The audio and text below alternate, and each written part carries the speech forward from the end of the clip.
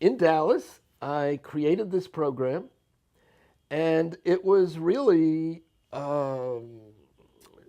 just a small increment to some programs that already existed. Tutoring is as old as the age is, and the fact that one-to-one instruction is the most effective instruction has been known forever. Um, the schools have tried to provide extra help, but they work within a budget, and we've always worried that teachers are underpaid, and in recent years there's certainly been some improvement in that. Teachers are expensive, relatively speaking, particularly when you include their fringe benefits. I mean, a starting teacher with fringe benefits, depending on where in the country it is, might cost the district $50,000. In that case, there's no way that teachers could one-to-one tutor the large numbers of low-income children who are experiencing this situation. So to me, it seemed obvious that the thing to do was to use less expensive people, who you might as well call paraprofessionals. And everywhere you look in society, paraprofessionals are being upgraded and are being more widely used. Often now, when you go to the doctor, you don't actually see the doctor, you see the nurse practitioner, or perhaps you see her first and then you see the doctor very briefly. In so many professions, there are semi-professions that are being created with people with less training, less expensive training, perhaps less extensive knowledge. They haven't been to medical school. They don't know all this vast amount of anatomy and biochemistry that you have to master to go through medical school. But a lot of people just present with a cold.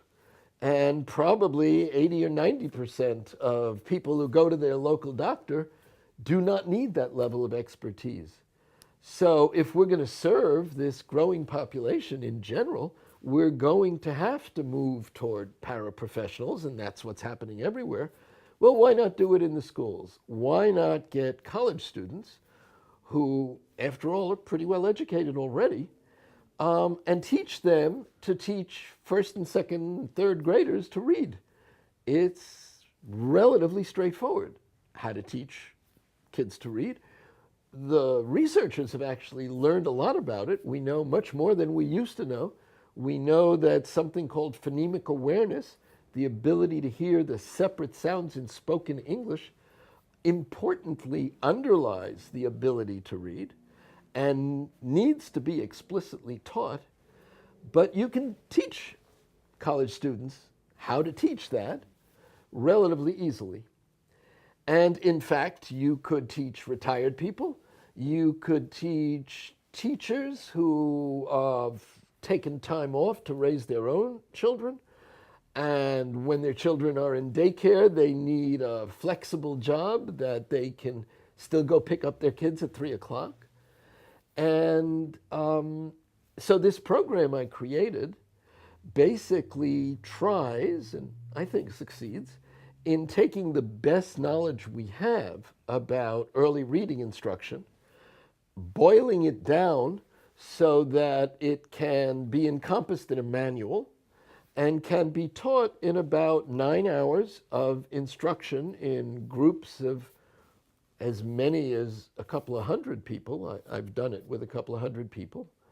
But in general can be taught in a classroom setting with a videotape showing what we're talking about, with practicing with one another, with a set of materials, with a curriculum that tells them to assess the kid and find out what performance level the kid is at, and then use specific instructional techniques aimed at that performance level.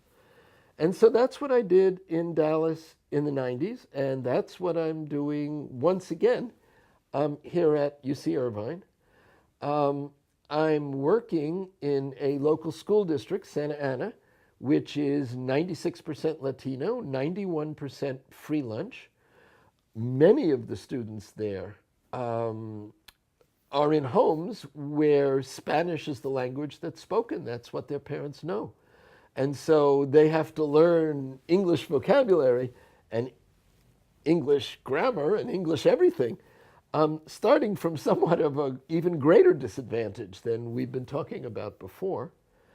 But it also happens that UC Irvine, 25% of the undergraduates are themselves Latino. And as I read, I train them to be tutors, and they work in this school, and it's heartwarming to read what they say about the experience. And I've just been reading and grading their first set of papers about their experiences. And I come across a tutor who talks about the students she's tutoring, and she says that she can really understand their experience because, in fact, she came to the US when she was 1 year old, and she grew up in a family speaking only Spanish, and it was hard for her to transition to school.